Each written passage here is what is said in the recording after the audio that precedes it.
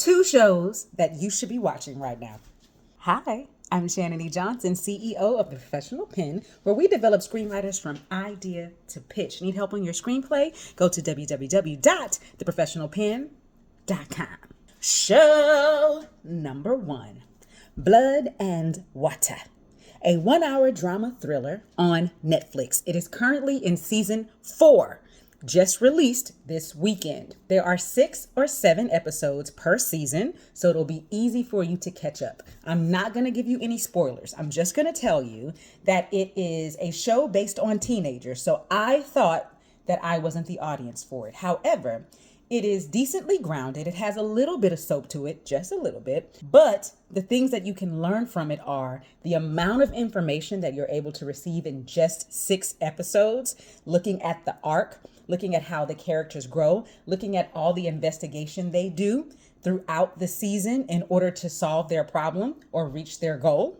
It's an ensemble cast, and we still understand each of the characters enough to know what their personalities are, to know what their flaws are, to know what their wants are, to know what their needs are, and invest in them. And we also then have to pay attention to all of the different relationships that they have across all of the characters. And they do a very good job with tracking that. This show deals with deep themes and has a lot of twists and turns along the way.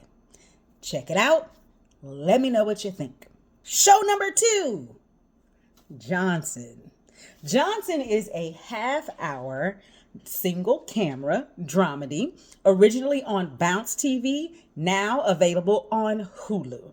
It has 3 seasons out, and the thing that I love the most about this show is the fact that it makes me feel good. Is it flawed? Yes.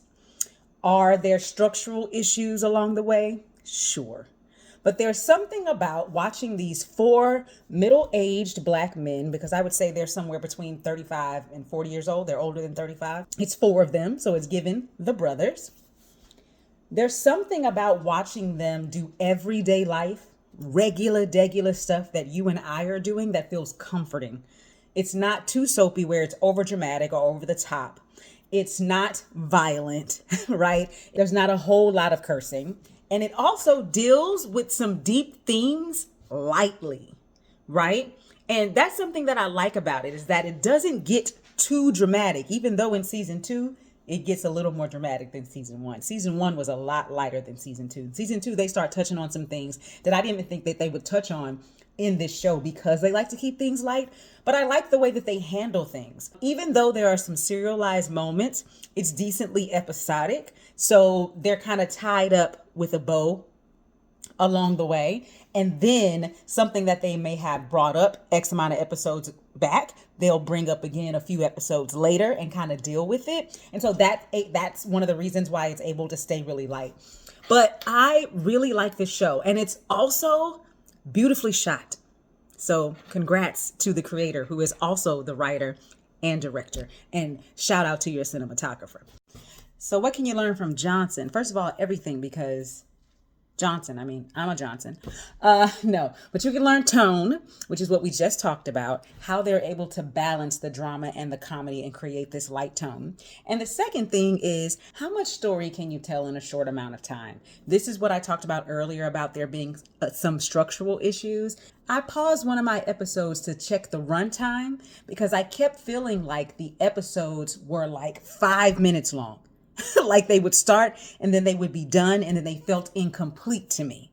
And the runtime that I checked on this one episode was 19 minutes. And that's because on Bounce TV, it has commercials.